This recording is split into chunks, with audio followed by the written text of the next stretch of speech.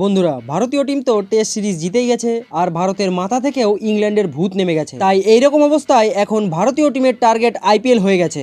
আর এই বছরের আইপিএলও এই জন্য খুব জরুরি, কারণ আইপিএলে ভারতীয় প্লেয়াররা কেমন খেলবে তার ওপর নির্ভর করছে টি-20 বিশ্বকাপে কোন কোন প্লেয়ারকে পাঠানো হবে। এখন হয়তো আপনারা বলতে পারেন যে বিশ্বকাপের টিম তো ভারত আগেই ঘোষণা করে দেবে, কিন্তু টি-20 বিশ্বকাপের টিম 25শে মে পর্যন্ত ভারতীয় বোর্ড বদলাতেও পারবে। আর 26শে মে তো আইপিএল ফাইনাল ম্যাচ হবে, তাই না? তাই আইপিএল অত্যন্ত গুরুত্বপূর্ণ। তবে পাকিস্তানের টিম এখন থেকেই টি-20 বিশ্বকাপের জন্য তৈরি হওয়া শুরু করে দিয়েছে, কারণ তাদের দেশে চলছে ভিখারি প্রিমিয়ার লিগ, মানে পাকিস্তান সুপার লিগ। আর এই লিগেই বাবার আজম ধোঁয়াধার ব্যাটিং করছে। আগের বছর ভারতে বিশ্বকাপ খেলার পর বাবার আজমকে সবাই ঘন্টার কিং বলে খেপাতো, কিন্তু এখন সেই বাবার আজমই পাকিস্তান লিগে পেশাওয়ার টিমের তরফ থেকে 5টি ম্যাচে 82 এভারেজে 330 রান করেছে। আর এই রান বাবার আজম 151 স্ট্রাইক রেটে করেছে।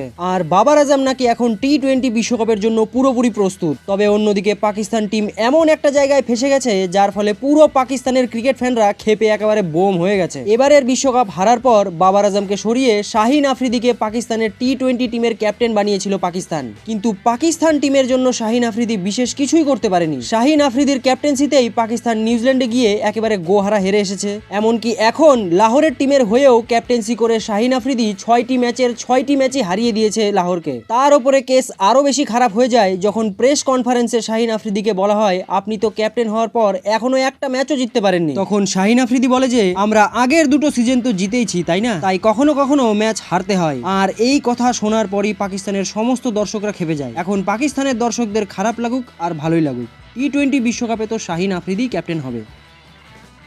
স্পোর্টস জগতের সব রকম ছোট বড় নিউজ পাওয়ার জন্য আমাদের চ্যানেলটিকে সাবস্ক্রাইব করুন এবং পাশে থাকা বেল আইকনটি দাবাতে একদম ভুলবেন না। এই চ্যানেলে স্পোর্টস জগতের সমস্ত রকম খবর পাবেন সবার আগে।